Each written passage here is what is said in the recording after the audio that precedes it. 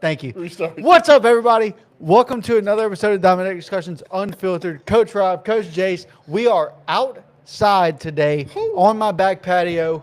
We have my usual my basketball goal right here. We brought the trash can out here with all the beer cans. But the reason we're outside is because we are about to have a filled weekend of college football conference championships. Lane Kiffin is now at LSU. He's a head coach at LSU. He will be on game day tomorrow morning at 8 o'clock. It's going to be fun. We will also have our own kind of game day panel here. Yeah. I don't know when we're going to do it yet. It could be fucking – I really don't know. No, Yeah, I there's guarantee nobody's waking up before college game day to go live. And guarantee nobody's going to want to do it after. And if we wait till like the last game of the night, we're all going to be really fucked up. But we got more guys coming. They're on their way. Some of them are on their way right now. Yeah. We are about to have a filled weekend of just smoking meats, and not in the way you think. Football. But before we give you all that, Finally. now we'll go ahead. Time. 4 minutes into the episode. I did that on purpose. It's actually a minute and 38, so you can eat 2 dicks. It felt like a lifetime. Oh, dude, wait. Speaking of 2 dicks. Huh? Speaking of 2 dicks. All right. Oh, God. So there's Welcome, kids. Get your parents' permission for there's listening to us. a TikTok I saw, and it was this girl handing her mom a list of names. Mom, I want to invite these people to a Friendsgiving. Okay. And she starts reading, and she was like, "Who's Mike Hunt?" Oh, that's a good And one. she, Mom, you met him before. You know Mike. You know Mike. What about Hugh Janus? Yeah. Who's Hugh Janus? And then it was my favorite, Holden Two Dicks. Holden Two Dicks is a great I name. haven't heard that one yet. No, That's so a good so one. it's Holden Holden, Oh, and then it's TUDIX. Holden Two Dicks. Yeah, that's It's good a one. great name. Yeah, Great I like name. that There were one. other names on there, and I saved it. I think I wanted to show you because you got rid of the TikTok. You can send it to. I know, Dominate but I don't want to ruin Yeah. that algorithm. Oh, the boys are on TikTok now. Yes, we're on TikTok. We finally, so we had a TikTok page, didn't post to, and I think it just fucking got canceled. And now we have another TikTok page where we actually have started uploading stuff. We got 500-600 views on certain videos. I think the first 2 we posted, we got 4 and 2. But then right after that, it was 200, 300, 400, 500. Like, we're getting some views. So y'all go ahead The and first two share you it. posted, you forgot the hashtag FYP. That's the most important one that you can ever post. Fuck yo. Something. No. But yeah. Punani? Well, all right. Well, there's that. So, welcome to our last episode of Time Takes Discussions. Punani. Who the fuck? Come on now. Bugatti? That's a Hawaiian word. A Bugatti? Punani? That's definitely Hawaiian. Okay. I'm just joking. I have zero clue. But anyway, I'm going to go ahead and I don't know what we're doing. put a little lip pillow in. And then, Is it tired? no. Oh, okay. It should be, but it is not. All right. Not a boy. Yeah, it should be, but it's not. But I'm going to go ahead and put one of these in. Why don't you tell the beautiful people watching what we got going on today? Yeah, I mean, look, we're going to catch up on some MLB news. We've had a lot happen over the last week. The Mets are making moves. They get their what seems to be their closer. Edwin Diaz is still out on the market. It's not him. We'll tell you who that is. The Angels do the most Angels thing possible. Me and Coach Rob are ecstatic about one of our favorite guys in baseball. We don't know him, but he's one of our favorite coaches. He missed. And Coach Ron Washington is back in a San Francisco Giant uniform that he's never been in before, but he gets to. No, he has. Don't you remember that there was a video of it was Ron Washington and he was hitting fungos at the shortstop. That was I thought that was with the Braves. no. Well, no, he has sir. a lot with the Braves. He has a lot more with the Braves. A lot more. Well, back in he's I'm back a- in the game after. I'm going to his fact check that. quadruple I'm going to fact check bypass. myself. Yeah, after his quadruple bypass that he had. So glad to see Coach Walsh back healthy again and in the game that he loves and cannot leave, and we don't want him to leave. He's one of the best infield coaches of all time. He gets to join Tony V, a first-time manager, the college manager that came to the pros from the Vols. First time ever, straight from college to the pros, never been done before. And what does he do right off the bat? He goes out and gets the best infield coach this game, or arguably the best infield coach the game's ever seen around Washington. He also has multi-time champion Bruce Bochy in the front office, being able to guide him. What a great 2 additions for Tony V, having 2 guys that's been through the ringer. They've been in Major League Baseball for 100 years, it feels like. They know how to win. They know how to lose. They know how to guide a young team, a young coach, do all the things that they need to do. So good for Tony V hiring those 2 guys. And we got some Twin news that just came out about 30 minutes ago, right before we started this episode. And then we're going to close this thing out talking some college football. Coach Rob's already mentioned the boys are on their way right now, some of them. We're going to have a guys' weekend all weekend. College football is going to turn us up all weekend long. LSU, you can see I got the Tigers sweatshirt on here. LSU makes their big move, gets their coach of the future, Lane Kiffin. We're going to talk about him big time. I got Notre today. Dame on, but I'm not sure why. So you do have Notre Dame on. You did not realize this? Should they be in the playoff or not? Fuck no, dude. Yeah, they should. Until you play in a conference, you don't deserve shit. Do we have confirmation on Ryan yet? I'm looking. I thought he was some sort of assistant coach. The dogs are out here. They're going to be with us for the whole episode. This is the one thing that we said, might hurt us a little bit, but it'll be all right. It'll be all right. It'll be okay. I cannot find it because I could have swore he's never been as a a manager. Coach. Oh, look, right here. Oh, no, never mind. I lied. He's never been a head coach of them, that's for sure, or a manager of them, shall I say. No, he's never been a manager. Hey. We Just hang on apologize. Yeah. With the dogs, it'll be fine. Hold on. I'm not going to go hit him. I promise. Yeah, you just do what you got to do, Coach. Yeah, he has not been with the Giants, so I was correct in my statement that he hadn't been there. But to kick things off, with Diesel making a bunch of noise, he just went right back around. He's going to keep barking at him. Yeah, I know. Well, they went inside, so it's just good. To kick things off, Coach, we're going to start in the Big Apple with the New York Mets. Go out, and what seems to be their closer for the next 3 years, they go get the airbender himself, Mr. Changeup, Devin Williams. Which is crazy. So what happens is Devin Williams gets the Yankees to change a rule in the Yankees organization that has been a lifelong rule as long as the Yankees have been alive. Yeah. He gets them to change it and then gets traded to their in-state. Not traded, signed, free agent. I'm sorry. Signs with their in-state, right? Like basically it says, hey, fuck you guys.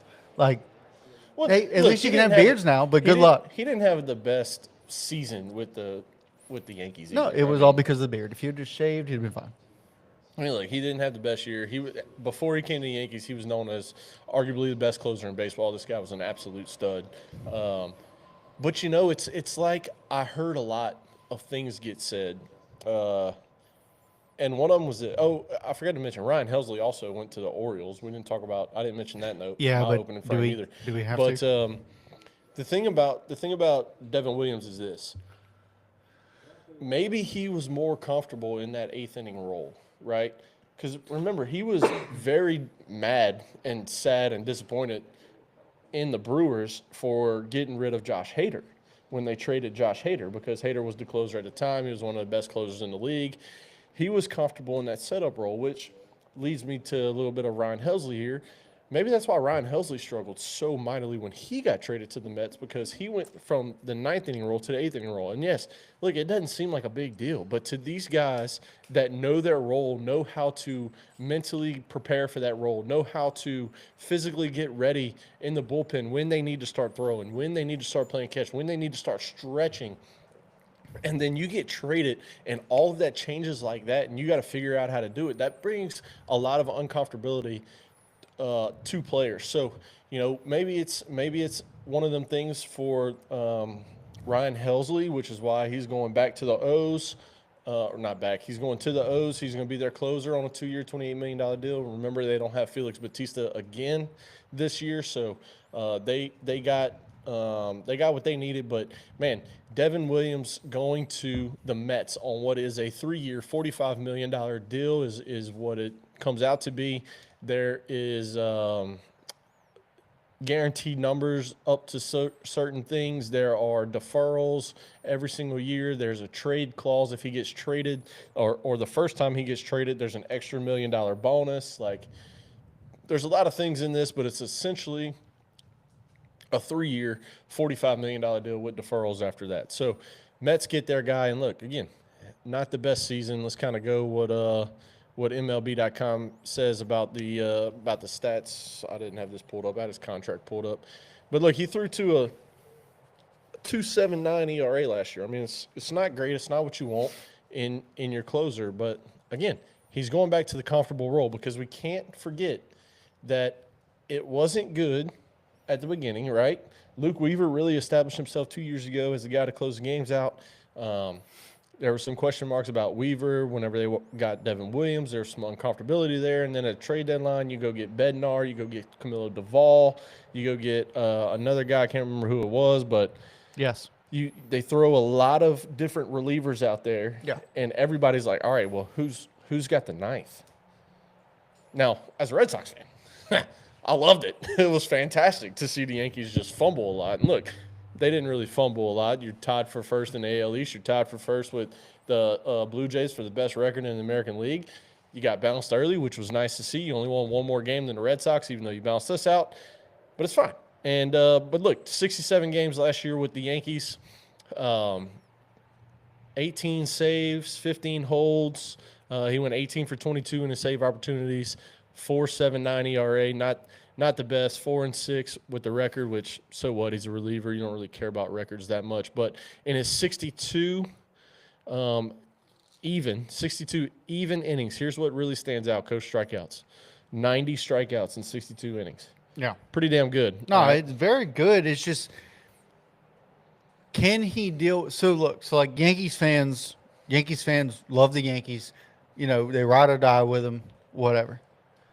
Mets fans are a whole different ballgame. It's two fan bases that are very passionate and very different. Well, it's not that. It's Yankees fans very passionate, right?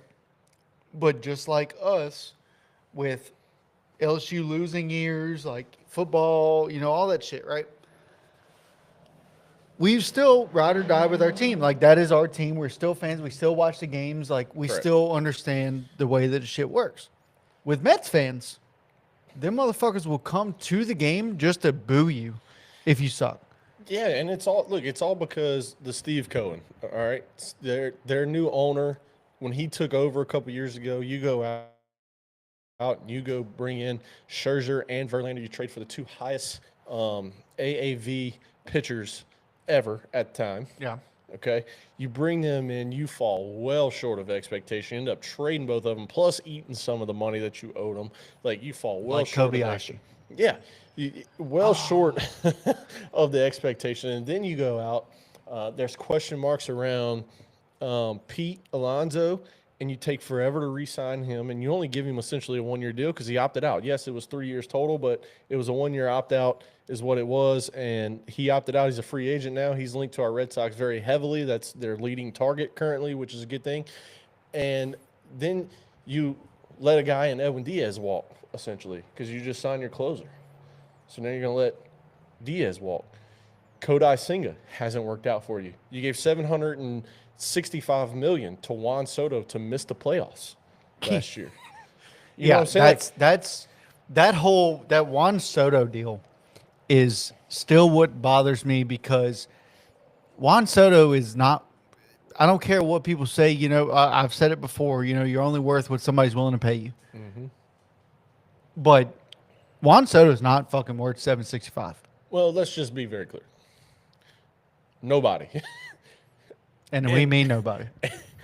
Nobody that is getting paid is worth $765 million. Is Shohei worth $765? No. There is nobody. Is Shohei worth $700? No. Nobody in Shohei okay, is not worth $700 million. No. In the grand scheme of things, what is baseball? It's a child sport, is what it is. So they should play for free? No, I'm not saying you play for free because you get paid off the money that you generate. I'm not It's your debating job. that. Yeah, That I'm is not your debating job. that at all. But what I'm saying is, no matter what you do, as an athlete, soccer, basketball, baseball, NBA, tennis, I don't care what it is. Nobody in athletics is worth $700 million. I used to have the stance that no one in the entire United States should make more than the president of the United States, and their salary is $400,000 a year. Yeah. I used to have that stance. You're worth the money that you generate. I get it. You have to pay what, But also, the president of the United States has free housing, has fucking health care out the wazoo. There's certain perks that make it equal probably $1 million a year. Yeah, look, I mean, here's my stance on it. So league minimum should be what, 360? The people, no, because you have to pay what you generate bringing in, and look, these TV Let's just deals. say, But in my opinion, here's where I stand on all of it. An athlete, no matter what you are, put money aside, put what you bring in aside. I get it. Okay, Dodgers just real quick gave Shohei $700 million. All right, they have already in the first year they came out and said that they have made that $700 million back in the first year of Shohei. okay. Now, remember, he's only getting paid $2 million for 10 years, and then he gets paid $68 million for 10 years after that. Right. When he's retired and turns 40. They've already made all that money in year one. So I get it. You get paid of the revenue that you bring in. I got it. I'm But wondering which. in my opinion, the only people that's worth tens of millions of dollars and hundreds of millions of dollars and even just a few millions of dollars are doctors. They literally save lives. Yeah. Okay? When you Neighbors save, are outside. yeah, neighbors outside. When you It's okay. save lives, that makes your worth. There is no cap. You saved a life. There is no cap in baseball. That's correct too. The only caps that are there are the ones they wear. Well, it's true. But anyway, that's where I As of stand. right now. Again, they get paid off the money they bring in, so rightfully so. They get paid that Well, $700-something million. Yeah, I got it, 100%. But in my opinion, the only people worth that much. Here's where it goes for me. Doctors and military members are 1A, Do you 1B. really want your brother to have $700 million? My brother is going to be a cardiothoracic surgery. He can turn my heart off or he can turn it back on. Yes, I know. He's I know. worth. But I know, and I love your brother. I do. Yes. I do. But could you imagine him with $700 million? Dude, I mean, just imagine anybody. Imagine you with $700 million. You'd lose it tomorrow. It would all be gone. I'd pay off all my shit first, and then I'd have $200,000 left. So after I pay off all my shit, I have $200,000. I just live off of that. I don't know what the math What is. are we on that. talking about? I honestly, Devin Williams and the I Mets. do not and where know, they but I fucked it all have up. sure. All right, but I have next stats pulled up for this next guy. All right. All right, and we're going to talk about how the Angels are doing Angels shit. And when I mean Angel shit, I mean actual shit running down their leg. Dude, The Angels hire Kurt Suzuki. Great. That's a 1-year deal. Sure, 1-year deal. I'm going to refer to Moneyball. I can't coach this team on a 1-year deal. Okay? That was an actual quote. It's all right. We just got Anybody? outside. Does anybody want a free dog? Look, I was watching Pat McAfee and he kept talking about Peter doing a whole bunch of stuff because Herb Street was on the show. It's just part of having dogs Oh and doing no! stuff outside. Have you seen the JJ Watt? JJ Watt's on Pat McAfee show and he's doing a little interview and the mailman comes. He has 2 dogs. Yeah. And one of them is Tex. Yeah. And I think he's a golden doodle. Okay. And dude, Tex starts going crazy and JJ yells. I mean, Jax, it's the mailman. He comes every day. Like, oh yeah. Hey, stop it. He's just gonna make a circle and go back. Anyway, but no. So the Angels, sure. Kurt Suzuki. I like the higher games getting younger. Sure. Anthony Rendon retires, or so they say. Well, that hasn't been finalized, It's but not, it's not finalized, but it's in the works, right? yeah. So Rendon, possibly gone. That's better news. Working a buyout and then retiring. Right. That's better news than Kurt Suzuki. But then we think the Angels might be, not doing Angels shit, but turns out they are. They are indeed doing Angel shit. They go ahead and they sign. Did they sign or trade for? I think they signed, right? Yeah. 1 year. It's a 1 year what? 1 year, $1.95 million So on a major league. they contract. sign Alek Manoah. And if for those of you who don't know who Alek Manoah is, Fully let me guaranteed just go ahead and learn you something. Alek Manoah is a right-handed pitcher. He is 6'6", 285. He's a big boy. And he pitched for the Toronto Blue Jays. I would assume, I think he got drafted by them. I can actually find that out. Yes, in the first round. He was drafted by Toronto. He was a stud when he first came up. Right. I'm getting there.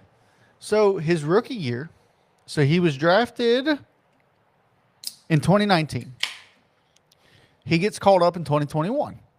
In 2021, he pitched in 20 games, had a 3.22 ERA, and was 9-2, had a 2.9 WAR, was 8th in the Rookie of the Year voting. In 2022, he was an All-Star.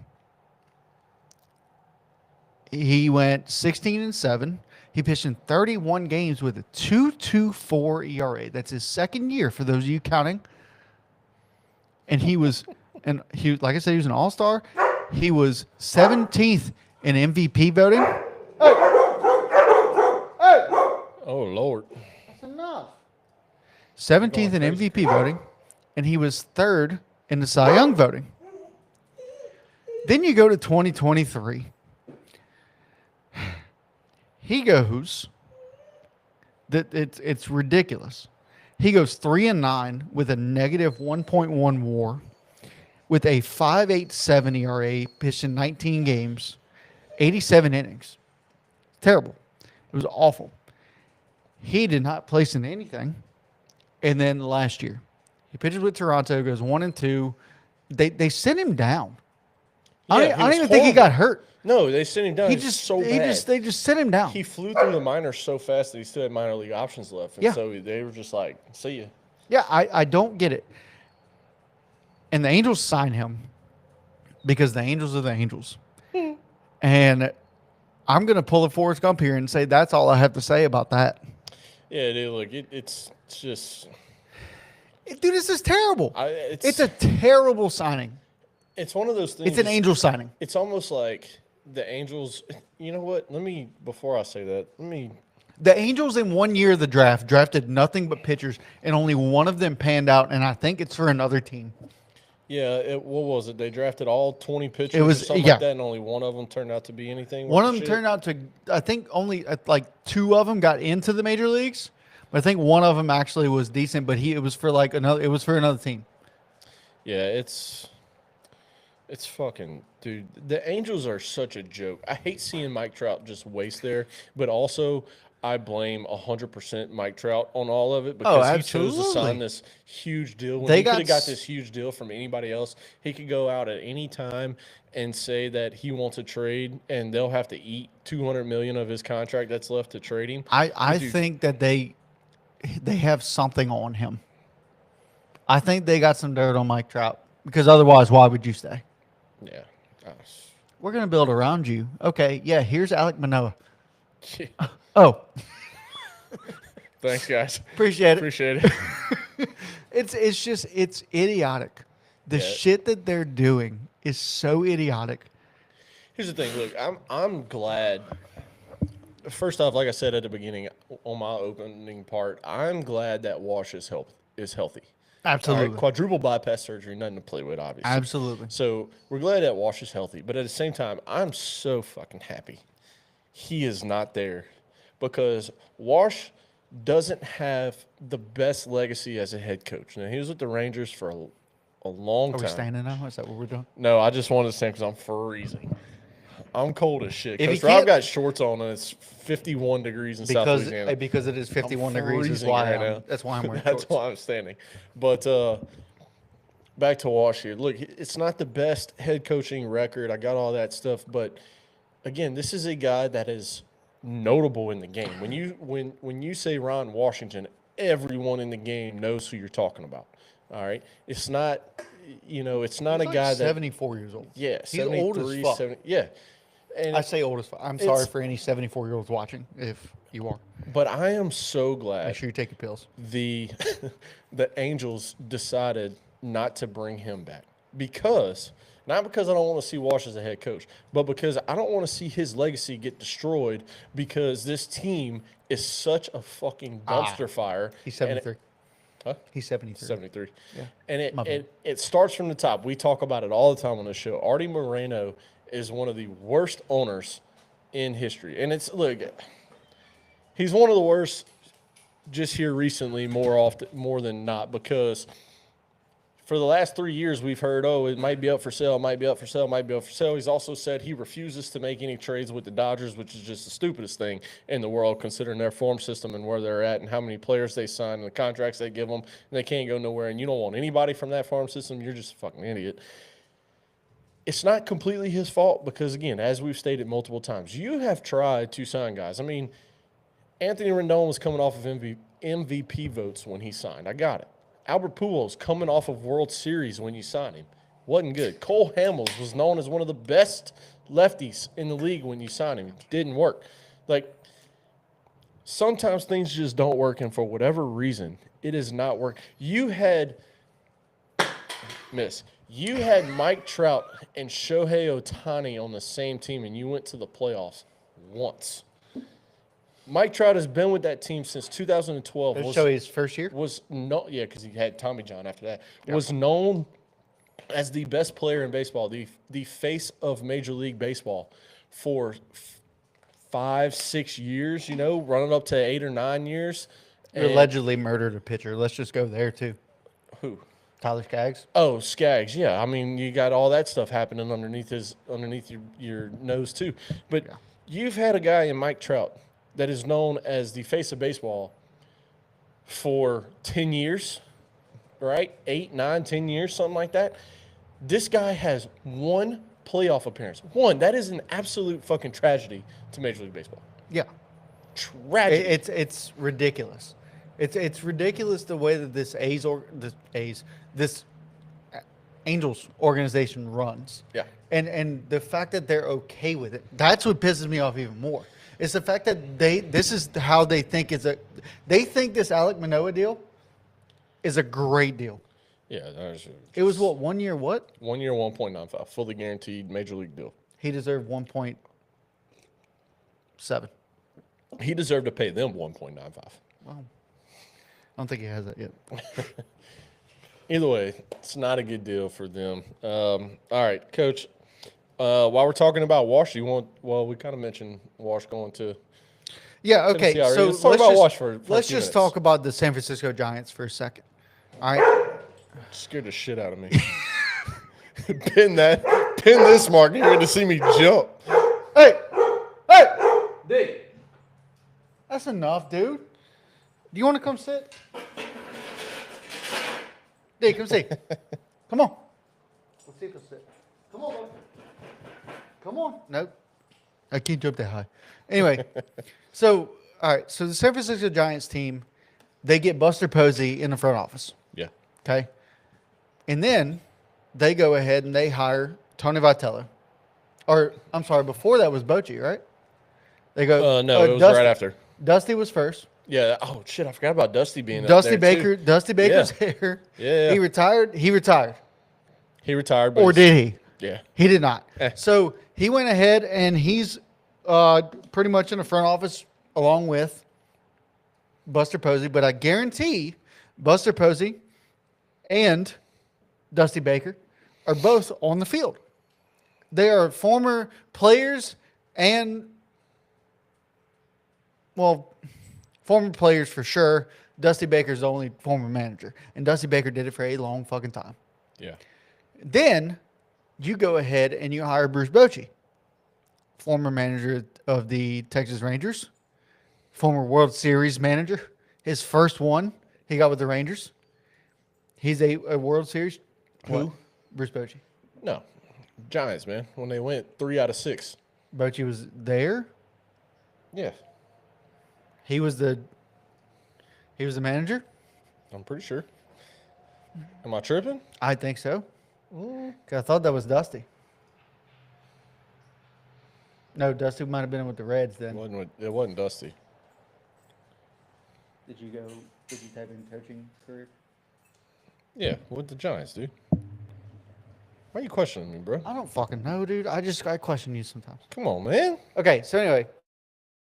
So, all right. So, he's a World Series manager. 4-time champion. Yeah, 4-time World Series champion as a coach, as a manager. But he is, I don't know what his official title is. Bochy's? Yeah. I don't know what his official title is. It's not like, I think it's assistant. He's the assistant to the assistant to the assistant. Yeah, the assistant to the assistant. What's his title? That's what I'm looking for right now. You go ahead and find his title, and I'll. Advisor. Okay, so he's an advisor to who? To Buster? No, he's probably he's not going to be. Is he in a front office role? Yeah, it's Okay. a front. He won't be on the field. Okay, so you say that. I'm telling you, won't be on the all field. three of these guys, they're not going to be on the field during games. Ron will be in the dugout. Well, for sure. But Dusty- I'm saying not during games. Dusty But I'm saying like and- practice. yeah. I'm saying practice. They're going out there. Yeah, And they're giving knowledge. They're this is why. Let me. Okay, his official title is special advisor to baseball operations. He is not going to be in the dugout. He is going to be in the booth, Okay. probably sipping on a whiskey. If I had to guess.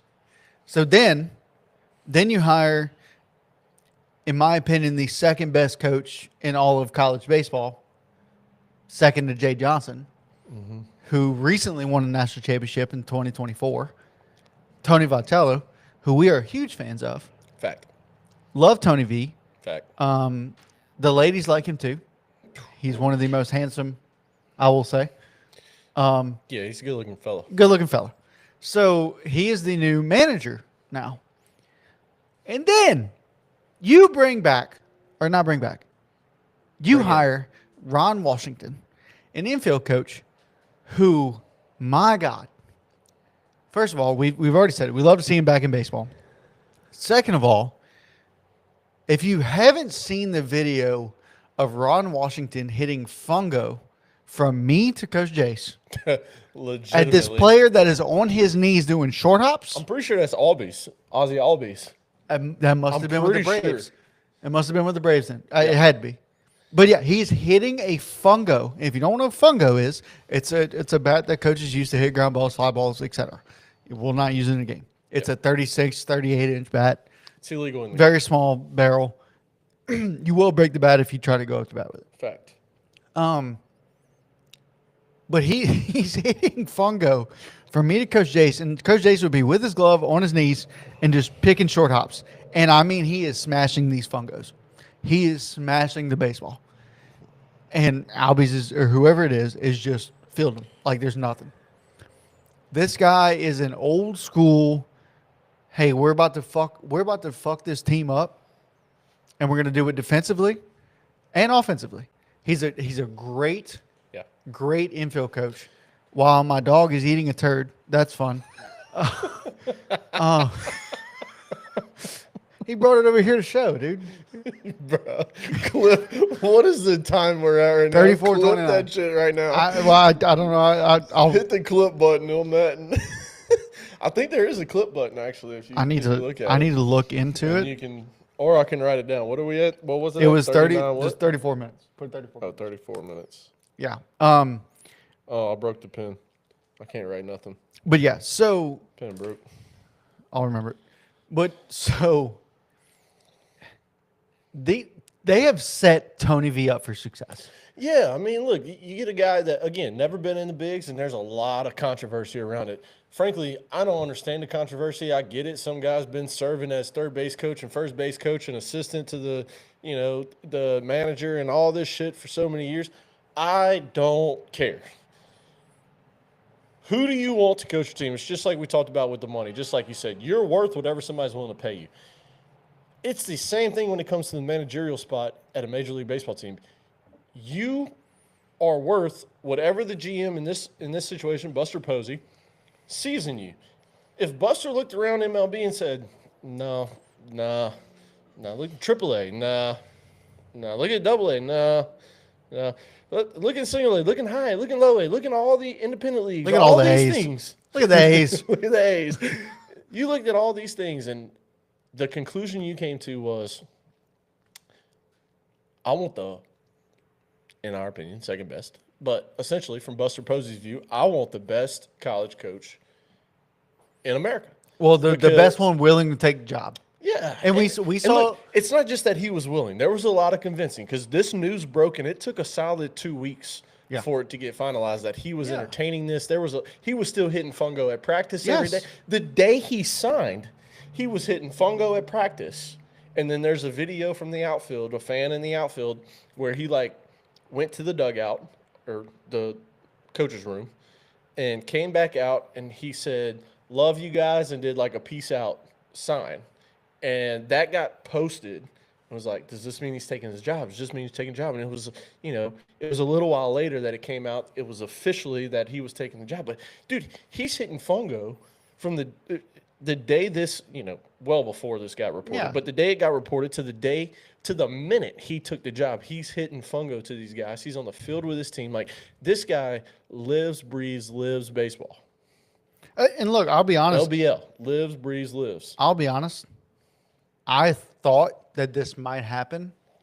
Yeah. The minute that I saw him on MLB Network during the draft. Yes, that is what everybody said. That should have been the telltale sign. Yes, the minute that he showed up on the draft, on the panel, when he knew all his guys were getting drafted. Yeah. And now what's funny about Tony being there, you got Drew Gilbert. Yeah.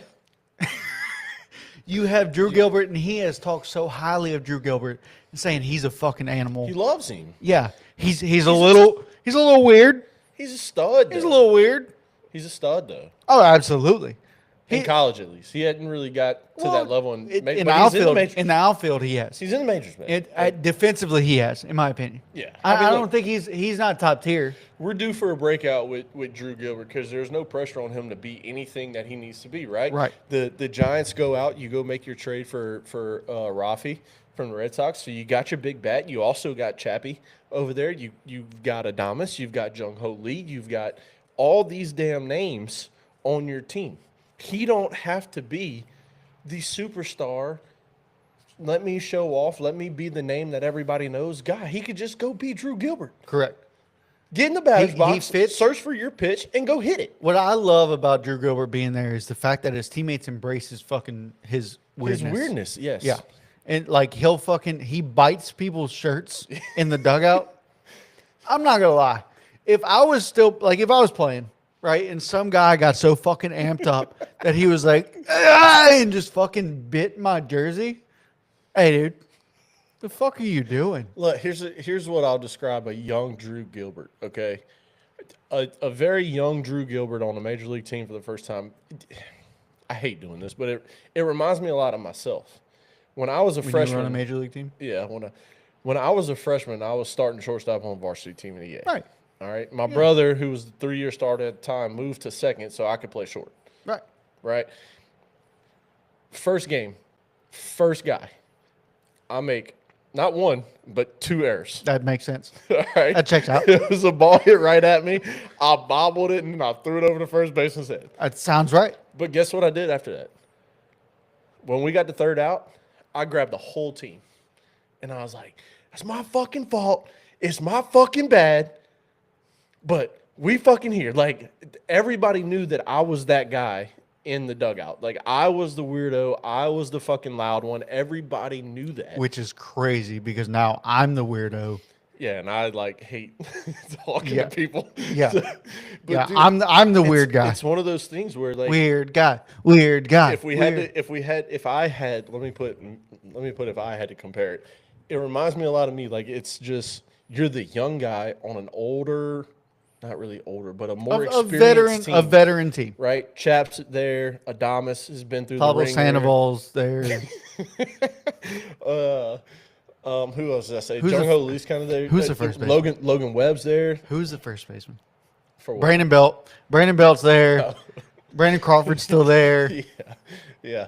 But I mean, look, dude, you got a guy. He's a glue guy. Is what he is. Is it bad that I only remember like those, like including Buster Posey, those 4? Yeah.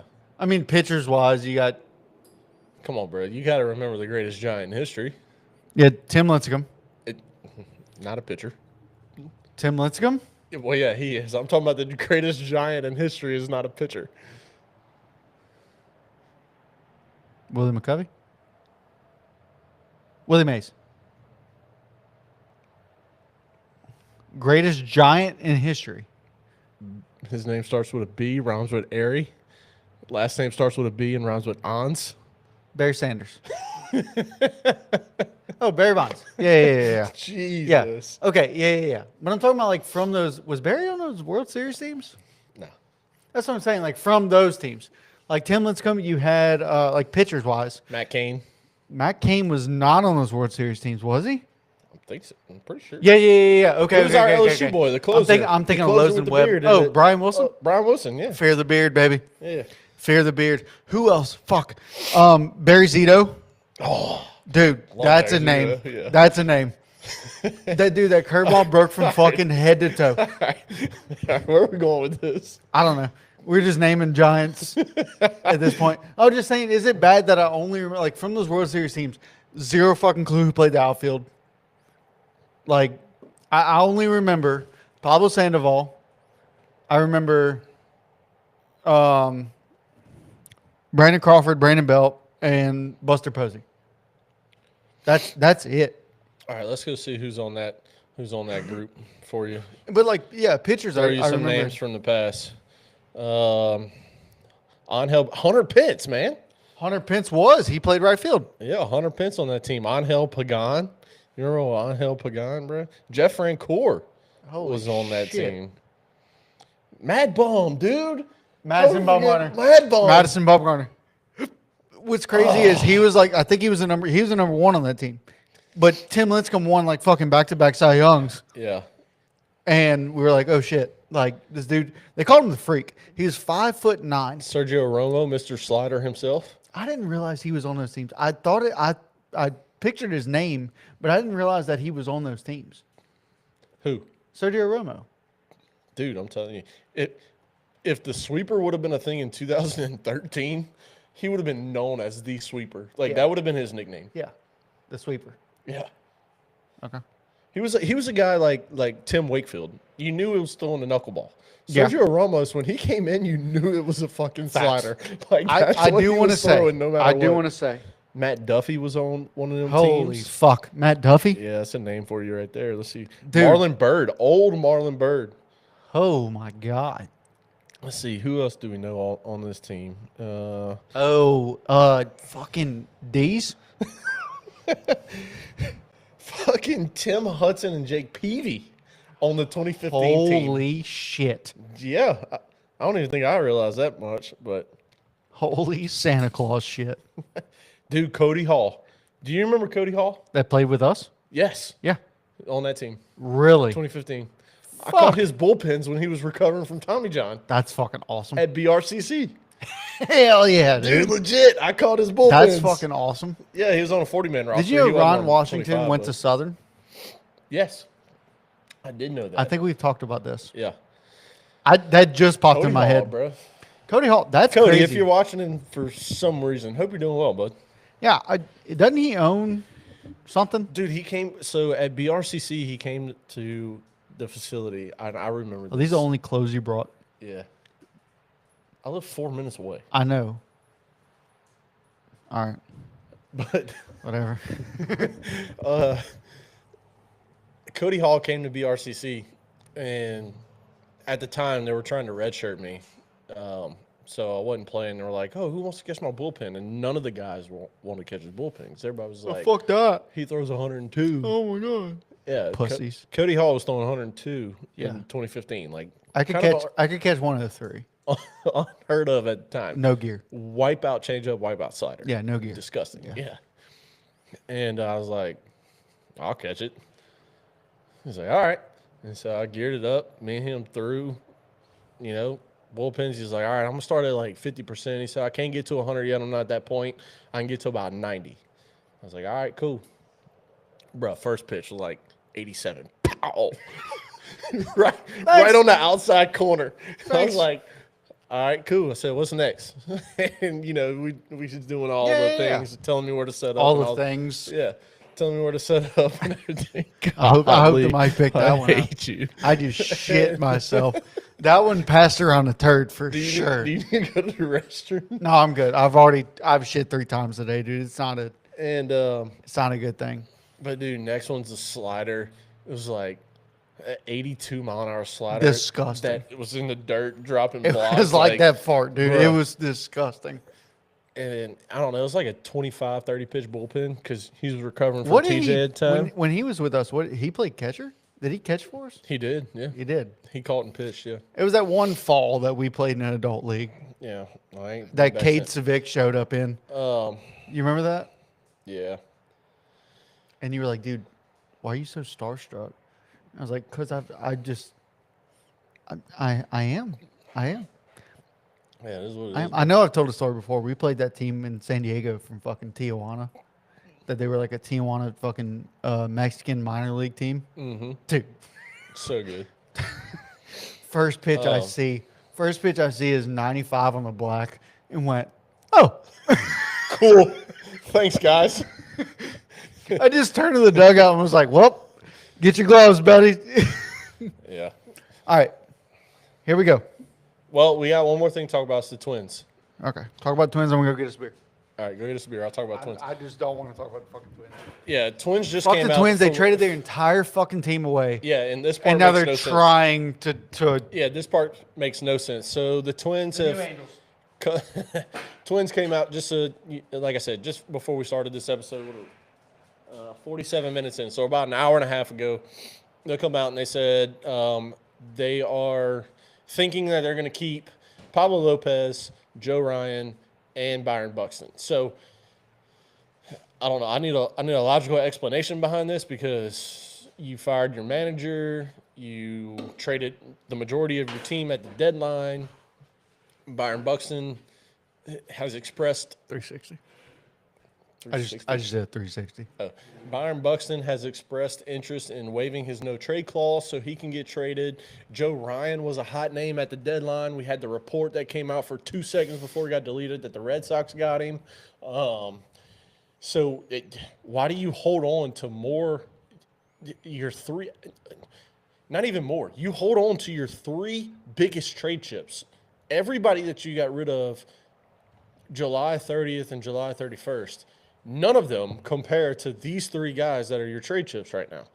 Why would you not take advantage when teams need a starting pitcher? You have 2 at a very good price when you got guys out there like Dylan Cease who just signed for $210 million. You got Imai coming from Japan who's going to sign for 6 figures. You got Shota who's connected to the qualifying offer. There's all of these top pitchers out there right now. Framber's going to sign for $200. Michael King's going to sign for $150 plus.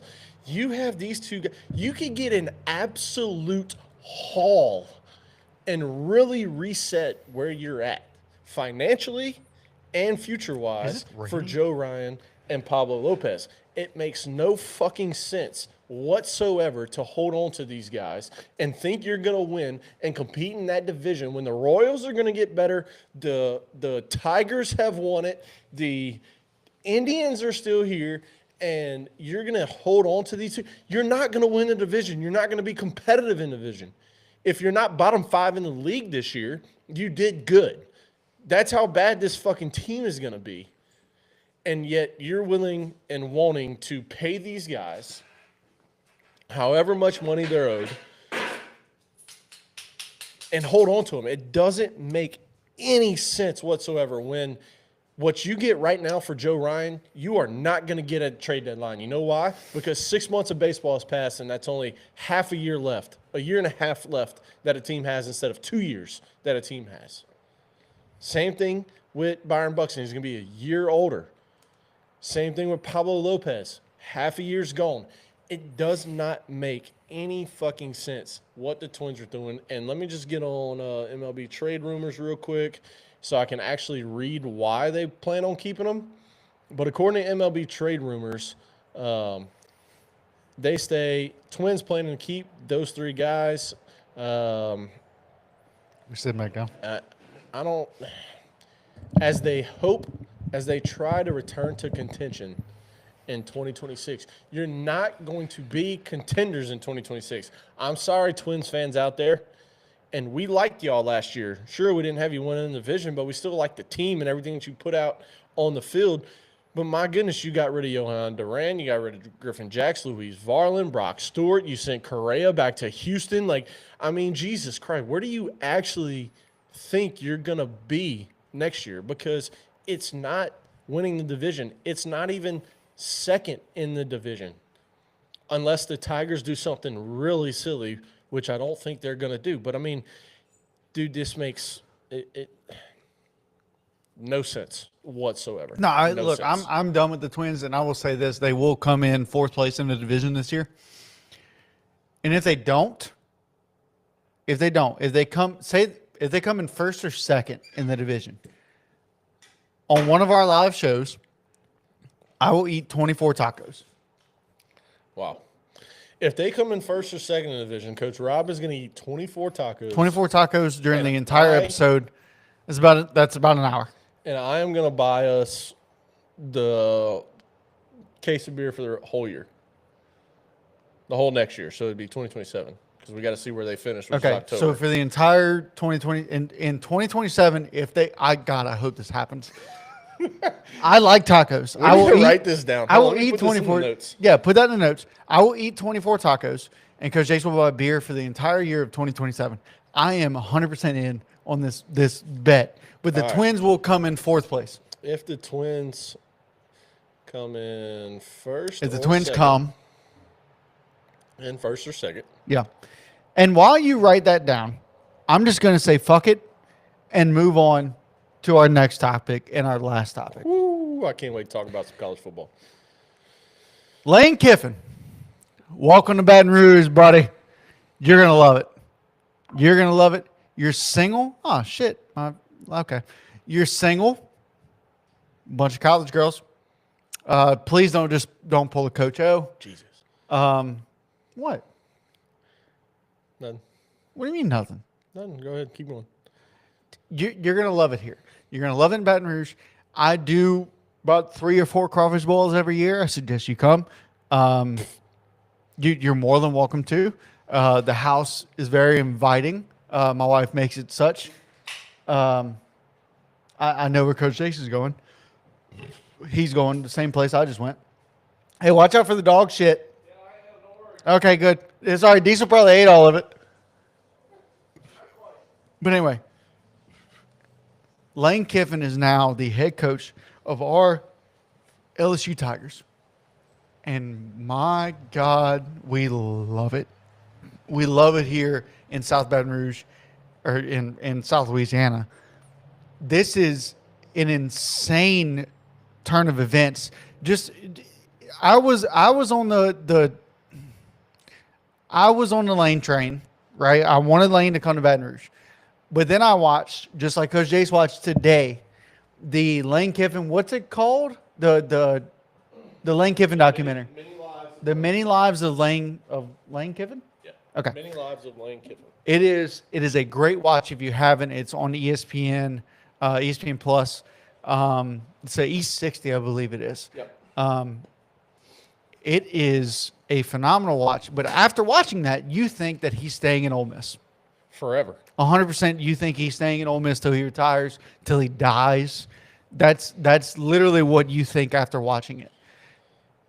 And then this whole fiasco debacle comes around. Lane Kiffin decides that we left you last episode with, it's a probable thing, but it's nothing set in stone yet. And we were hoping for some breaking news while we were live, but we didn't get it. We got it literally right after, and then I posted some shorts about Lane Kiffin after the news has already been broke, and I don't know why I did that, but I did it. And Lane Kiffin is now an LSU Tiger. We cannot wait to see him in this good old purple and gold next year. It is going to be phenomenal. I assume he's already talked to Jay Johnson and asked him how he does things. Jay Johnson, when Lane came down to Baton Rouge, Jay Johnson was like, "Yeah, you need to come here." Yeah, absolutely. Jay recruited Lane. Yes, Jay recruited Lane because Jay recruits everybody. Jay recruited me, and it was just for. My name is Jace, not Jay. No. I know you call me Jay sometimes, but it's Jace. No. Jay Johnson recruited. He recruited me, but it was to be the assistant to the laundry guy. So, but he did recruit me. He did recruit me. That's actually a very false statement. Please don't sue me, Jay Johnson.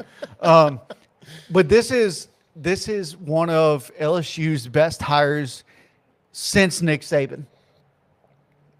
I will say, every coach since before. So Nick Saban started it. In their second year, they've won a natty. Every coach in their second year has won a natty. Since Saban. Saban won it in his second year. 2022? I mean, 2002? No, 2004. Well, it was 2003 season. He got hired in 2000. Okay, never mind. I thought it was year 3 for all the coaches. No. So Because Les was 2007. Les was 07. I thought it was year 3 for everyone. No. Maybe not. No, it was year 2 for everyone. Okay. I guess except for Saban. So for Les Miles, it was 2, and for Ed, Coach O, it was year 2.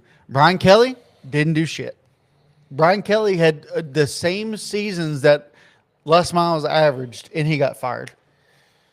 Yeah, I mean, look, it's a standard at LSU. I mean, as somebody said it best, the ceiling at Ole Miss, which is this year, by the way, this is the best year. 0 for 3? Yep. There's 3 beer cans on the ground. That's how I know. This is the best year Ole Miss has had in roughly 60-plus years. He's had 10-win seasons since he's been there. Here's the thing about it. Here's what I heard that describes why Lane took this job better than any other explanation that I've ever heard. Ole Miss's ceiling, the top, however far Ole Miss can go, which is this year 11-1 in the college playoff. We'll see what happens. Your ceiling is LSU's floor. We have talked on this show many of times, especially during baseball season, college baseball season, that you heard that? Yeah, unfortunately. Okay. That LSU fans are extremely I wouldn't even call it passion. I would call it a passion that is just like unrealistic. All right, LSU fans, baseball, football, everything, expect undefeated. You should win every single game, and if you don't, you need to be fired the day after you lose.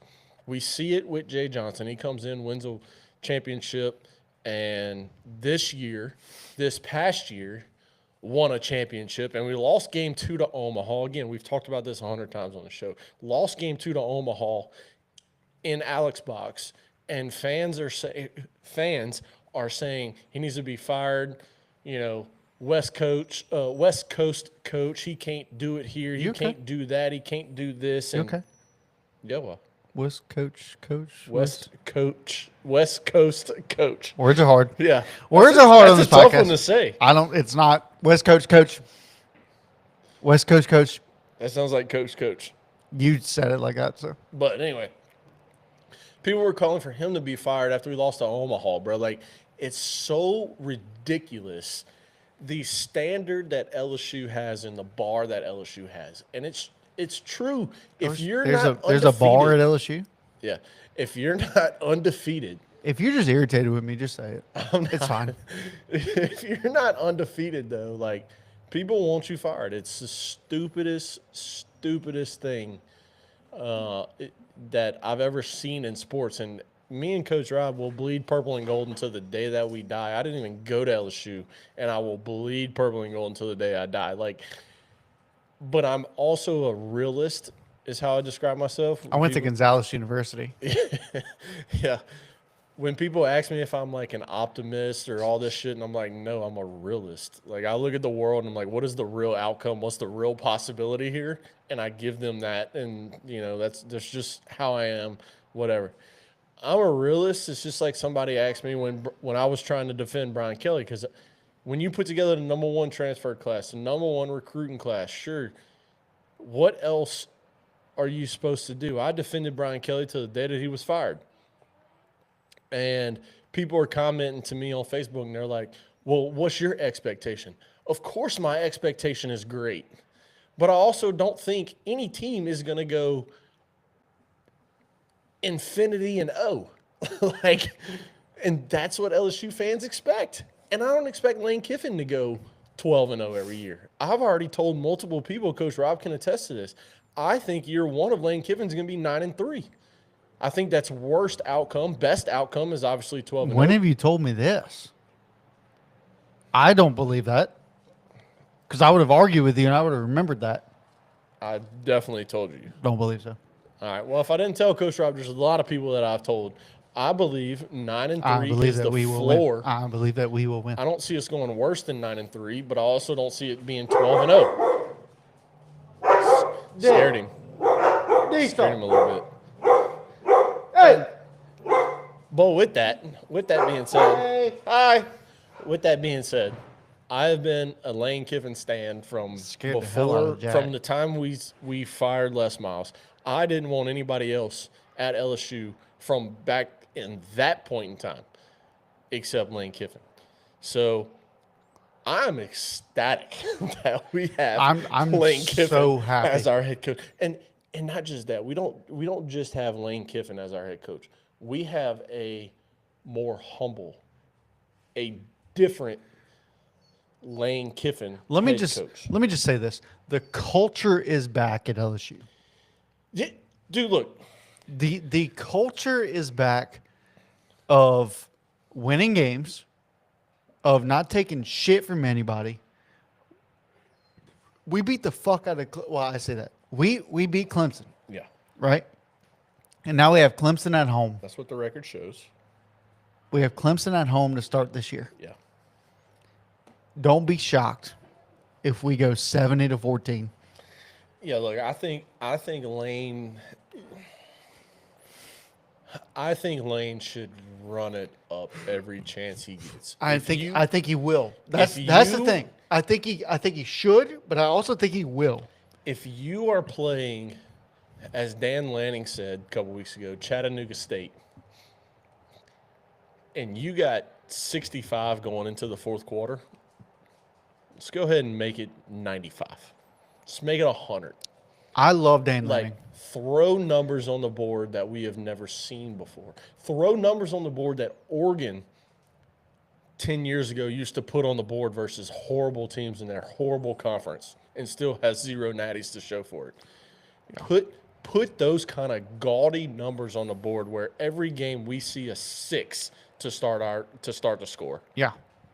And it's 60, it's 63, it's 68, it's 70, something like that, where it is just, you can get on the mic stand, you can get on your press conference after, and you can be like,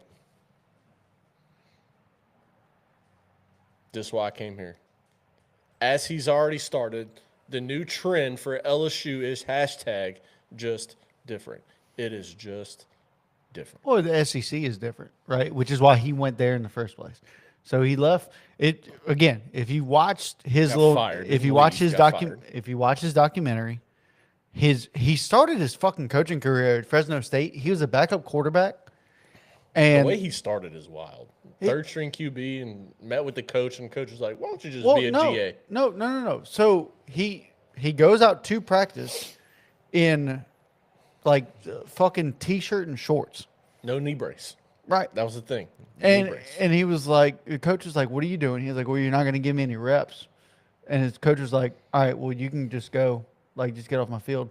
So he called his dad. Yeah. He called Monty. he called Monty Kiffin, and he was like, "Why don't you try coaching?" So he goes up. He goes back out there in a polo, and that's how he started his fucking coaching career.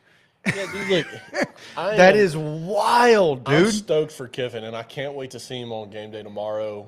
You know, I watched Pat McAfee this morning or this morning through the afternoon, and a lot of the guys that were on the Tone and all those guys were like, hard questions only. Like, don't give him an easy way out. Like, ask him the hard shit, and that's fine. Like, ask him the hard questions. His protege is on that show. Lane Kiffin doesn't care. Okay, No. he doesn't care. give two fucks. That's what Not one, but not two. That is what we have needed for a long time, is a coach that don't give a fuck. No. Because guess who don't give a fuck? Dan Lanning, and he's fantastic.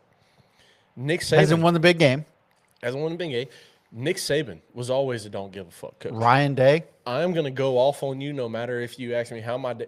Coach, why's your day going good? Coach, why's your day going bad? I'm going off on you no matter what. Yeah, I don't give a fuck. Okay? Guess who else was great? Bill Belichick. Well, Get shit on reporters after games all the time in the NFL. Not so much in college, but NFL, Bill Belichick. I have an argument about that. He was an asshole. Maybe he didn't But go no, off because he was very I'm not arguing he was an asshole. I'm not arguing that he was that he was a dick to reporters. The fuck is going on with that camera? They're doing it on purpose. I hope. But was Bill Belichick a good coach? Yeah, or did he have? That's the debate. Did he have to go to QB? Right. Yes, is the question. Is the answer to both of those. Yes is the question as well. No, and I say yes because if Tom Brady has answered this question as I wouldn't be where I'm at without Coach Belichick. Tom Brady could have easily came out and said, "Yeah, look at what happened after I left." Yeah. But it's Tom fucking Brady. Very true. Very true. It's Tom's not going to do that. Tom and Bill have a very good relationship, even though it might not look like it sometimes. Yeah. They just. I mean, look, here's the thing. It's different. And look, going back to Lane Kiffin here. Lane Kiffin just shored up the best defensive line class in the country. All right?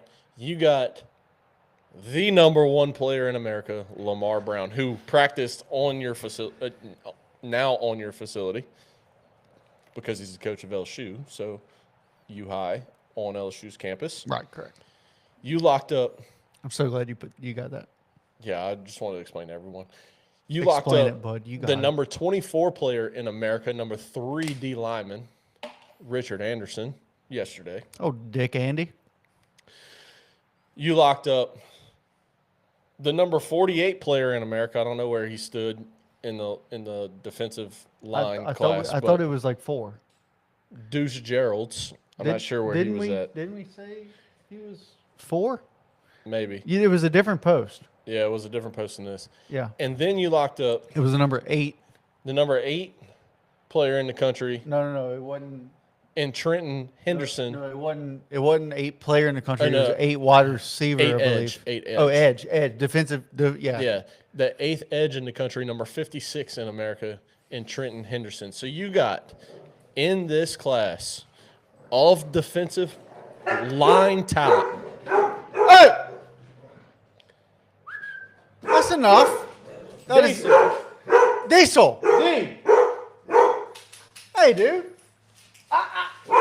Oh, he got the zoomies. Diesel's running around. He takes a left turn. He takes another left turn. Diesel's in NASCAR, bro. Diesel's in NASCAR. You gotta watch him. He is Lightning McQueen. But do you lock up the number 1 D line in the country? Look, you get 2 absolute playmakers in Lamar Brown and He Richard. takes a right turn this time. Yeah, Richard Anderson. It's going to be exciting. shit. I can't wait to see this team under Lane Kiffin. I'm about to put him inside. He will just bark in there. That's all right. Better him barking out here. I'll go lock him in the recording room. I'll lock him in the recording room. Just watch. I'm telling you. Oh, I have no doubt what he's gonna do. Look, he's sitting there staring. Just don't look at him. But he's sitting there staring. Okay. Probably should have done that from the get-go. The issue is I don't know when people are showing up. Like, they're on their way. But, Yeah. like, we got Bradley coming from Lafayette. We got Aiden coming from Hammond. We got Dakota coming from Plaquemine. You got Rags that's taking a nap right now, which Rags has been on the show, and he will be on the show tomorrow. I have to figure out how the fuck we're about to do this. All right, let me break it down real quick. Break it down, bud. According to Zach Break Nagy, it down, bud. According to Zach Nagy on X, Twitter. Lamar Brown, number one recruit in America. He's a defensive lineman, but they have him listed as an athlete, so number one in America. Richard Anderson, the number one D tackle in America. That's a brace, little man. Break it down. Deuce Gerald, number 3 D tackle in America, and Trenton Henderson, the number 8 defensive edge. It's DX if you don't know. Number 56 overall. You also get the number 1 receiver in Louisiana, and Jamari Mack. So we got Jamari guys. back. I'm sorry. We got dudes. Lane Kiffin's first. Did you not say Bryson Martinez? Do you know who that is? I did not say him. He was not on the list of. That's fine. But do you know who that is? Is that the kid from EA? That is the kid from EA. Yeah. One of the best offensive linemen in the country. Who is a dog. Have you seen what EA's been doing with him? No. Buddy. I got out of high school and I don't pay attention to it. I know, but I've seen clips like on like just scrolling through Facebook. They've been putting his ass in a Wildcat. I saw this one. So whenever he signed it, somebody posted like his highlight reel. Yeah. And I watched this highlight reel. Yeah. Yeah. And he just he's what? He's 6'6"? Yeah, he just runs over people. 6'7"? Like he's It's like Jerome Bettis times 2. He's and he just runs people he's over. essentially Brandon Jacobs. Or Derrick Henry if you would call him that today. But he's a lot bigger than he's not Derrick Henry. he's not as fast. Obviously, but they put him in a Wildcat in like a goal line situation. Yeah. And just let him fucking demolish everybody. All these little bitty ass high school kids. Dude, here's what I know. From We also flipped Ole Miss's tight end, J.C. Anderson. Flipped him. Yeah, flipped him from Ole Miss to LSU. Get your head out the gutter. All right. I don't have gutters in the back, actually. I really don't, and it pisses me off. So what that means is that next year, Okay. or let me say this coming year, LSU's going to have 6'7" Trades Green on one side and 6'7" J.C. Anderson on the other side. Absolutely. It's going to be disgusting. I can't wait to see this Lane Kiffin offense, dude. Yeah. No, it's going to be Look, I am so fired up that It's Lane gonna be Kiffin insane. is our head coach. It's going to be insane. But I want to temper my expectations only for year one. Like I said, I think the floor is 9-3 year one. I'm expecting 10-2. I don't know the schedule. I think we go to Ole Miss. We go to Tennessee. Pretty much everybody we went to this year, it's opposite. No, not necessarily. Not your non-conference game. No, but it's not necessarily that. Okay. Because of the whole, they're going to 9 SEC games this year instead of 8, and then you got the whole, it's a whole ordeal. It's a whole different thing. But we're going to Tennessee for sure. Yeah. That's where he went for 1 year, pissed everybody off. Yep. We're going to Ole Miss. Okay, so you saw why he left Tennessee. Yeah, he took USC. It's the same reason why he took this job. He took USC. Same situation, except we got a more humble, calm. But the issue with USC is they didn't tell him that all those allegations would be hitting them hard. They lost scholarships. They lost playoff. They said 1 to 2 scholarships, no bowl ban, no none of this, and they gave him 30 scholarship. Yeah. And 2 years of bowl bans. Right. It was stupid. Yeah. So and then he gets that's not why fired because he can't fucking recruit because he doesn't have scholarships. Exactly. It's stupid. Like But everybody blames him. Like okay, not to ruin the. Go watch it. Go watch it. It's a very very good watch. It's an easy watch. It really is. You get very intrigued from the get go. Yeah, it's an E60 that's on this, so it's an hour long. And dude, I was like, Is that a Stuart Scott 30 for 30? yeah, R.I.P. man, bring back the good old days. Dude, that's gonna be Bring back the good holy old shit. days. It's about time though, honestly. It's very Dude, much about time. I can't wait to see this team. I mean, look, this guy, his first recruiting class at LSU is absolutely star-studded. It's top 10. I don't know where it's going to finish. We got another signing day coming in January or early February. You got the transfer portal coming January 2nd, right in the middle of postseason play. So it's going to be a lot of fun, man. This Lane Kiffin, look, you got to find you a QB. You got to find a running back. This whole class that he signed so far in early signing day has 0 quarterbacks, 0 running backs. For everybody out there that is a Frank Wilson stan, I get it. Frank Wilson is a great recruiter. I got it. He can keep Louisiana in Louisiana. I get it. But that man been recruiting running backs all year, plus some, and has 0 running back recruits that signed with LSU in the early signing period. Yeah. So miss me with the bullshit that he has to keep Frank Wilson on the staff. No, he fucking doesn't. He can bring in whoever he wants to bring in, and we can run this thing to the playoff anytime. I do think the only person that he has to keep is Corey Raymond, the cornerbacks coach. You have to keep Corey Raymond. He is known as one of the best in the country. Blake Baker is going to Tennessee. That hadn't been announced yet officially, but all signs point to him going to Tennessee. I don't expect Blake Baker to stay as much as I wish Tennessee. we could. I mean, Tulane. Sorry, I'm sorry. Yeah, I'm gonna say, is he going to Josh Heupel's fucking fired? What's the deal? Well, Heupel was in the running for Penn State, but Penn State swings and misses on everybody. Okay, who the fuck is Penn State hiring? Can we please talk about that? Because there's no one left. They're hiring Mr. Coach Klein. Dude, I saw something that was like Penn State's hiring. It was I think it's the coach from Blue Mountain State. Yeah, like it was crazy. Like the fact that they don't have a coach and they were the first ones to fire James Franklin. Well, they were the only ones that could. Okay, but I'm saying like they were the first ones to fire the head coach this past season. And what I love about it is Franklin just took all the recruits. Dude, Penn State signed 2 guys. I thought it was 4. 2. I thought it was 4, and it was 1 4-star, and the rest were like 2 or 3s. I missed. You missed. How the fuck? And you don't ever finish your beer either. This beer pouring all over the fucking ground right there. Not really. You really don't ever finish your beer. You always have a little bit at the bottom. You know what's at the bottom, right? Goat piss. It's all backwash. Why would I want to? It's your spit. Yes. It's not like it's my backwash. It's not beer, though. If it was my backwash, you drink it. I hate you. I love you too, bud. I mean, that's it. We can sit here and bullshit for a little bit. But Well, I mean, we're going to do that no matter what. yeah, I know. But I don't know. I think that, I mean, look, Lane. Oh, you know what can be next? Oh. Red Sox made a trade. We didn't even talk about it. What? The Red Sox. Yeah. They made a trade. We didn't talk about it. With who?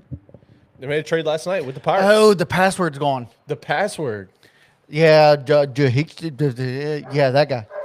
Whoever the fuck that guy is. I don't know his name, and I'm glad he's gone because I cannot pronounce his fucking name. I think it's Joe's Noxton Noel. Yep. That's how you say his sure. name. That's it. I'm letting him out. Yeah, let him out. Grab some beer while you're at it. But, all right, so just real quick, because, I mean, we ain't got to spend a lot of time on this. Look, Red Sox, you're getting Johan Oviedo, 27 years old, coming off of Tommy John in December of 2023, missed all of 2024, came back last year to 9 starts. In those 9 starts, he was pretty dang on good in those 9 starts. 40 innings, 3.57 ERA, through to almost a 25% strikeout rate, 13.5% walk rate. Not the worst, not the best. But again, coming off of Tommy John surgery, you take it. This is a guy that sits at about 96. He can get up to 98, 99. Got wipeout slider, good cutter, really good potential. This is a guy that's controllable for the next 3 years or 2 years, shall I say. And look, he's 27. This is in my opinion, this is a play for Ketel Marte, and this is why I say that. I think the Red Sox are not going to re-sign Alex Bregman, which is unfortunate. I think they're going to move Marcelo. Over. Marcelo's going to go to third. Story's going to be at short. You make at short. You make a play for Ketel Marte to play Trevor second Story's base. going to play short. As I said earlier, Pete Alonso is the top target for the Red Sox at this current moment. He can play first base. So you take Oviedo and you look at what the Red Sox have in that pitching depth. And I sent it to Coach Rob yesterday, so let me pull this up real fast because it is a lot of dudes that the Red Sox got. You got Crochet, Sonny Gray, who you just traded for, Bayo, who's there, Oviedo, who you just traded for, Cutter coming off of surgery, Sandoval coming off of surgery, Hunter Dobbins, Connor Lee Early, Peyton Tole, Kyle Harrison that you traded for. You got Luis Perales also up in this. You got David Sandlin up in this. You got Kyson, Marcus Phillips, Anthony Ianson, who all you drafted this past year, also coming. You have a plethora of starting pitcher depth. What did the Diamondbacks say they wanted more than anything in a trade for Ketel Marte? Starting pitchers. Red Sox have it now. You can throw all of these guys. You can get Ketel Marte. He's on a 5-year, $91 million deal. This is a guy that's going to hit 280 plus. He's going to hit 25 to 35 homers a year for you and play second. There are no second basemen in the league besides Altuve that's going to give you 280 plus with 20 plus homers. It just doesn't happen. This is a switch hitter, fit right in for 5 more years at a very, very, very good deal of $19.4 million a year is what it roughly is. It's a little bit more than 19.4, but it's less than 19.5 is the AAV on it. And man, you get him, you go get Pete, you put Marcelo at third base, Trevor stays at shortstop, and my goodness, you got all the outfield depth in the world. That's why you traded the password in this situation for more starting pitchers. So I love this trade for the Sox. I think it's a very good trade. This guy has so much upside, not to mention that you also get a catching prospect, Adonis Guzman, in this deal. He's 22 years old, coming out of Arizona last year. He hit 328 last year with a 10% walk rate, only a 12% strikeout rate. This is a guy that was throwing a 1.89 pop time. Very, very good. He only has like 11 at-bats in minor league baseball. He's got a homer in that. It might be less than 11, too. 5th-round pick last year. Is he hurt? No. It's just one of those things. Just didn't get played now? Just drafted and held him because he played so much at Arizona. But, you know, it's a great trade in this deal for the Sox. I love what the Sox got in these two guys. Sox give up the password. They give up Travis Samaniego, who's a lefty. What? I've never heard that name. So. Yeah, he's a lefty, 26 years old. Oh, I'm sorry. They got him too. So Red Sox gave up 2 guys. They got back 3. Yes. Travis, I did see that. Travis Samaniego is the 3rd guy that they got back. 26 years. I thought I sent you the entire or the breakdown. You did. I'm just reading something else right now. 26 years old, 6'4", left-handed pitcher, 36 innings last year, topped out at AA, has a big strikeout rate. This is a guy that can come to the MLB, to Major League this year for the Sox, especially as a lefty in that bullpen, 26.5% strikeout rate. He's got a less than 7 walk rate. That is something that you love to see in his 30 games. You know, this is a guy threw to 38 in a 3rd innings, 44 strikeouts. Opponents only hit 209 against him, so it's a guy that can make an impact for the Sox this year if they want to. So you give up 2 guys, you get back 3. One's a very, very, very young catcher, just drafted this past year, 2025. So just drafted, 4 months ago in that draft, 3 months ago, whatever that math equals out to. Big arm, big upside. So 5? 5 what? Months. June? Was it July. So it's a good trade for both sides. Look, the Pirates want to get younger. Obviously, they have a ton of pitching depth. The Sox have a ton of outfield depth. So it's a trade that makes sense for both sides. They want young, high upside. Noel, the password, is a big upside guy. He hits a ton of homers. How will that translate to the bigs? We don't know. We got a very low sample size last year, which was, I think, in the playoffs where he didn't do good. He only had one hit in the 3 games that they had. So only one hit, but this guy in his 2 years in the minors or at AAA hit 44 homers, so has big-time potential. It's something that, again, it makes a ton of sense for both teams. And so I think this is a great trade. The Sox want all the pitching depth. I think that they're playing chess while everybody else is playing checkers right now because I personally think, I texted you this immediately, that I think this is a deal for Ketel and Marte. The Diamondbacks want starting pitching. They want young, affordable starting pitching. They already have Brandon Pfaadt. They still have Gallen. No, Gallen's a free agent. Yep. Fuck, who do they have? So this is what I sent to. Mitch Keller got traded, didn't he? No, No. he's still there. He's the next name up on their list to get traded, though. Here's something that it's not an argument whatsoever. Could you imagine Ketel for Mitch Keller 1-for-1? No, they'll never. The Pirates would be stupid to do that. And the Diamond, that's a dumb trade on both sides. Never No, mind. I I'm wouldn't do that. stupid. I'm sorry. Yeah, no, I wouldn't do that. Outside, I'm stupid. They don't have. I'm fucking stupid. Yeah, that's a dumb trade. I'm sorry, bud. Don't be sorry. It's not many times Be I better. look at you and I'm like, that's fucking. No, stupid. there's a lot of times where you look at me and tell me I'm fucking stupid. It's fine. But look, you don't have Merrill Kelly. You traded him, and I think Merrill Kelly. Joking. I think Merrill Kelly is going to re-sign anyway. He's from Arizona. He loves that place. He's going to re-sign over there. It was just a joke. But Zach Gallen's not going to re-sign there. Corbin Burns had Tommy John early last year. He's probably missing all of this year. So that's your 3 starters right there. Fott was your number 4. Boston Fart. Was your number 4. Yep. You know, Justin Martinez. Now he's a reliever, but he's also going to be hurt this year. Christian Mena is a guy that they liked a lot. He's hurt right now, so they don't have the starting pitching, which is why if they get rid of a guy making money, and look, they want to. It seems like everybody wants to cut down on payroll except for one team or 2 teams, and that's the fucking Blue Jays and the Dodgers, and how they're ruining baseball. Right? We're gonna have a whole episode on that one day. That's not today. Ruining. But, we don't mean it. But the Diamondbacks need starters. I mean, when you're the Red Sox and you got guys. I mean, I just named off the list, 12 people deep? Yep. You got 12 starters deep that are major league proven, major league ready to go. Yep. And you don't have a place for them. You can't keep 12 starters on your roster. Very true. Very true. Well, I mean, you can, but they're going to all be in the bullpen. Right. 6 of them are going to be in the bullpen. And you're going to have a 6-man starting rotation. Yep. So, you know, I think it's a Which bigger, I don't mind that. I don't either. I think it's a bigger play for the Red Sox to go get Ketel. If you have 4 solid ones on any other team, if you have 4 1s or 2s on any other team, and you can put them 1 through 4, Well, yeah.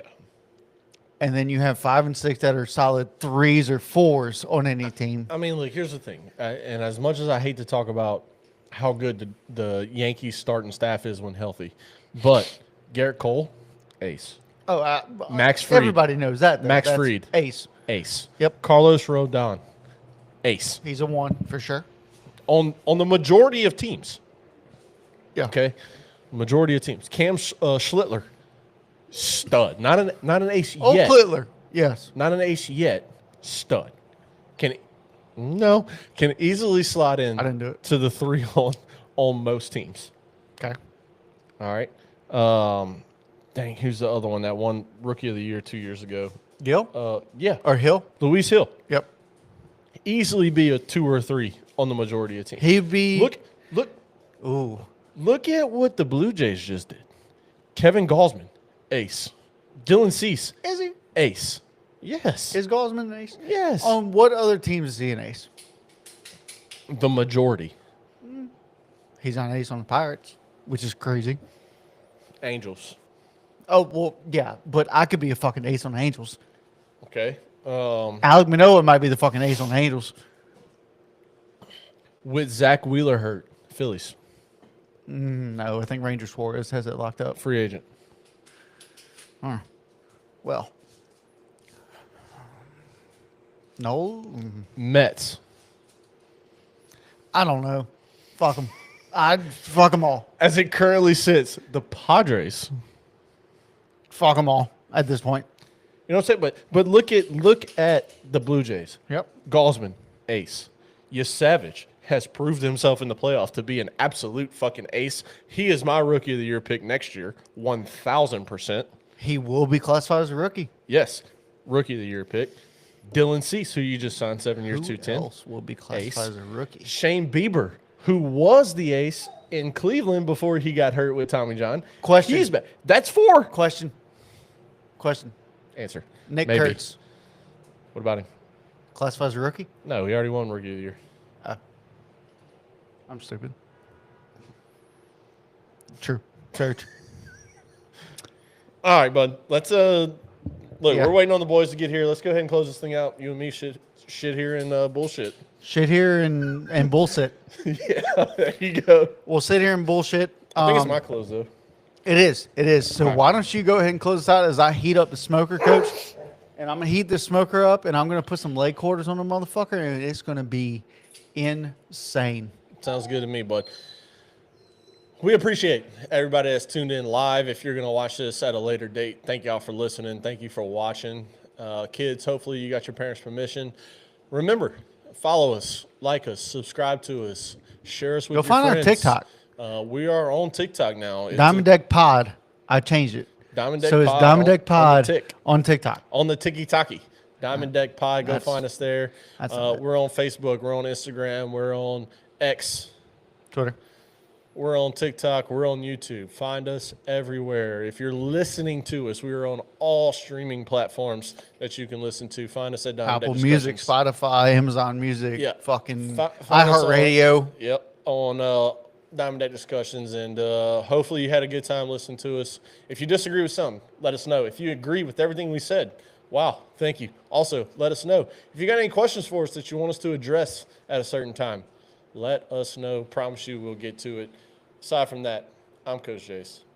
That is Coach Rob. Thank y'all for listening and watching and tuning into Diamond Deck.